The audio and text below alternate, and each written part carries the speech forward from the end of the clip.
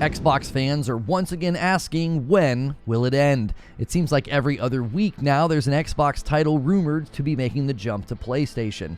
It honestly feels like just yesterday I was reporting on the rumors about Hi-Fi Rush and Sea of Thieves, or how about when I covered all that stuff about Starfield making the jump? In just the last 12 months, everything seems to have changed. More than that, there has been a significant and noticeable tone shift from certain outlets and pundits, which brings us to the present day topic. Fable is now being described as monstrously expensive, and one insider believes that while it might not be a day one release for PS5, it will likely come to the platform in light of the current plan. And it's hard to argue with the logic, honestly. There is a reason that longtime loyal fans of Xbox bristled at the notion of the latest marketing that basically declared everything but your toaster is now an Xbox. And that was on the heels of Phil Spencer saying that there was no red line in the catalog. And all this took place in a year when Xbox did a podcast and gave vague assurances about just 4 games, and that those 4 games were not Starfield or Indiana Jones, and then Jeff Keighley announced that Indiana Jones would be heading to PlayStation. And honestly, this tone shift from Xbox insiders leads to more questions than answers. There's a lot to consider here. Now, after an upload like this, I head to a live show to discuss the topic, so be sure to hit the like button and subscribe and join the conversation in the live show or below in a comment. So in case you missed it, Xbox is about to have the most steady cadence of games this generation. The last 4 years have been woefully inconsistent, and all of that is about to change, but not without some caveats. Special Nick, the co-founder of Xbox Era and co-host of the Xbox Era podcast, has commonly dropped the inside scoop with Xbox insider information. And he took to Twitter to speak about how 2025 should be a very big year for Xbox. He retweeted Klob, who observed that the Xbox 2025 schedule was looking very strong. And Nick said the following: "I was actually given code names for 3 unannounced Xbox games, all due at the moment next year too. One of the games I actually found out what it was, and the people will be excited, I reckon." But this good news is being met with a question that many of us predicted would be a common response to any Xbox announcements or roadmaps. The question of, will those games be heading to PlayStation, and when? Now, instead of just celebrating a full Xbox roadmap, the real question is, what games will make the jump to PlayStation? And this is where Jez Corden from Windows Central chimes in, and he says the following: "Xbox won't have exclusives going forward. Everything is timed exclusive at most." Now, I will have more thoughts on this comment in a moment, because I do think it shows a general tone shift from Jez and others. But it prompted an observation and sort of a question about Fable. One user chimed in that, "No way Fable goes to PlayStation. That would be devastating for their brand, like actually would put them in the dirt." Now, you might wonder why would anybody think this about Fable? It's not Halo, it's not Gears of War after all. But the reality is, Fable just celebrated a 20-year anniversary. It released for Xbox on the 14th of September in 2004, and then Fable 2 released on the Xbox 360 in October of 2008. And it was, like the first game, considered a critical and commercial success. Fable 2 also boasts one of the highest Metacritic scores of the bunch with an 89. Fable 3 landed just 2 years later, and it didn't seem to fare as well. The Metacritic score was lower, and the sales didn't seem to be as strong. Now, ever since then, there have been spin-off or smaller Fable games like Fable Heroes for the Xbox Live Arcade, Fable The Journey, which utilized the Xbox Kinect, and then sadly, Fable Legends, which was supposed to be a co-op take on the franchise. It was canceled 3 years after it was announced, and then Lionhead Studios was closed. So to many, this Fable game coming in 2025 is sort of seen as a reboot. This is a chance at redemption. In other words, Fable has been with Xbox for a long time and hasn't really achieved high heights or celebration since Fable 2. So the thought of the game finally coming back with trailers that look very promising, and that ending up landing then on the PS5, well, you get a picture as why longtime fans of Fable would find that to be an unwelcome thing. Well, Jez doesn't seem to recommend holding on to the hope that Fable remains an exclusive. He replied to the question about Fable by saying this: "That game was monstrously expensive. It might not be day one, but it'll come with the current plan in place, in my opinion."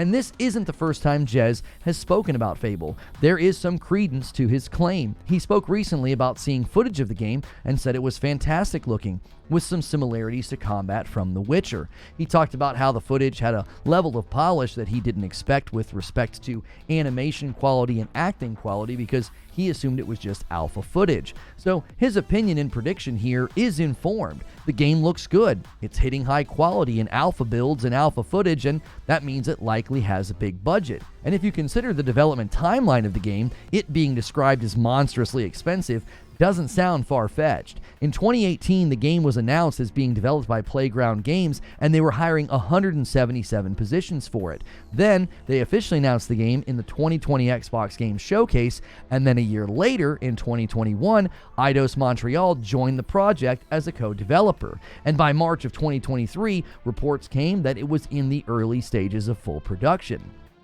So in the 6 years since they announced the game, they have likely spent a lot of money. But there's a bigger thing to observe here, and it's a very noticeable tone shift about this topic.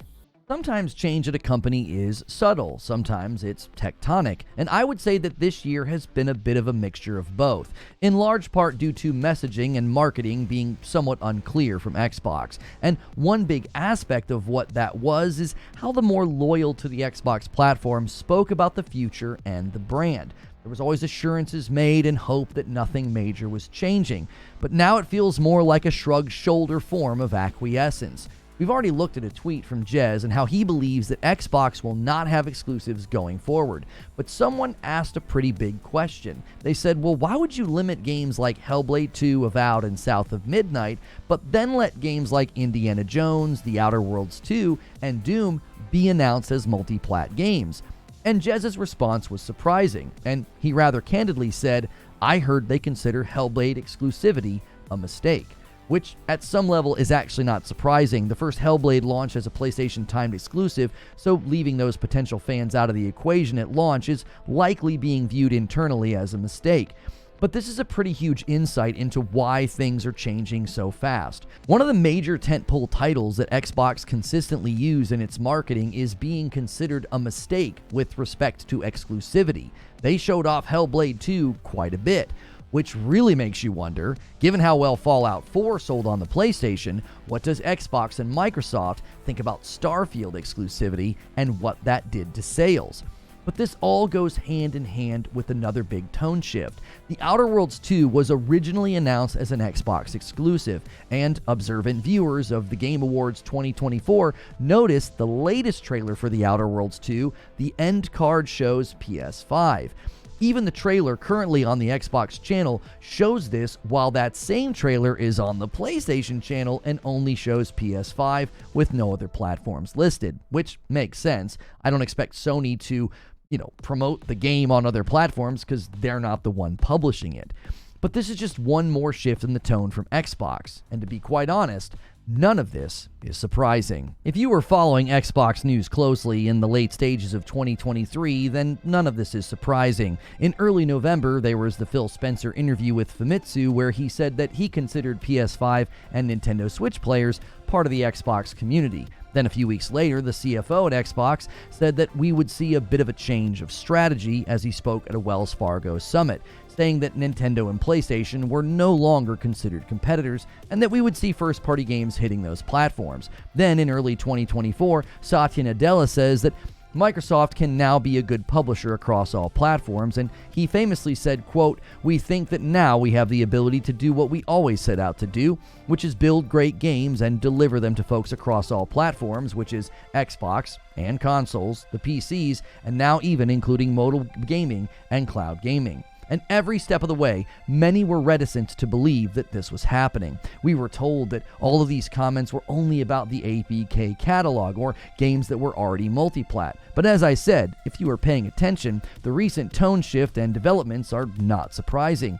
The era of exclusives are coming to an end. Reveals like the Indiana Jones coming to PS5 will continue to be normal. The end card of The Outer Worlds 2 is a bit of a rug pull. Hearing that Fable is likely headed to PlayStation, and that Hellblade 2 exclusivity is seen as a mistake. It honestly leaves me with a lot of questions. What sort of tension will there be between the Xbox Series S and the PS5 Pro? You have the weakest console on the market and the highest-end console on the market, and will this take direction of the devs and stretch it too thin? A potential future where all first-party Xbox studios are building for the Series S, the Series X, PC, PS5, PS5 Pro, and even maybe the Switch 2 could be a bridge too far. So there's a lot to conclude here, and none of what it is very comforting to long-standing Xbox console users. The first thing I have to say that really needs to be said is the infamous Xbox podcast with Phil Spencer, Sarah Bond, and Matt Booty was nothing more than a bunch of smoke and mirrors and damage control. I saw through the nonsense, but many long-standing Xbox fans were convinced by that show to hold out hope. And now, as the sun begins to set on 2024, it feels like it will rise in 2025 on a very different Xbox. One where just as soon as the cadence of games finally picks up, they are seeing those games land on platforms that were once considered rivals. And while I do think there still will be two types of releases going forward for Xbox, some like Indiana Jones, which will be staggered, allowing Xbox and the Xbox ecosystem to enjoy the game first, you will also see games land like Doom: The Dark Ages and The Outer Worlds 2, which is little consolation to those feeling like this is a betrayal, regardless of when and how it happens. And with how quickly things have changed, maybe one day giving games to Xbox and the Xbox ecosystem just won't matter anymore either. And when that happens, everything will indeed be an Xbox, which is to say, if everything is an Xbox, then nothing really is anymore. But those are just my thoughts, and I'd love to hear your thoughts, and you can leave a comment below. You might get featured in the live stream, so make sure to head there. It hits a card and will be in a pinned comment below as well. And as always, please remember to like, share, and subscribe.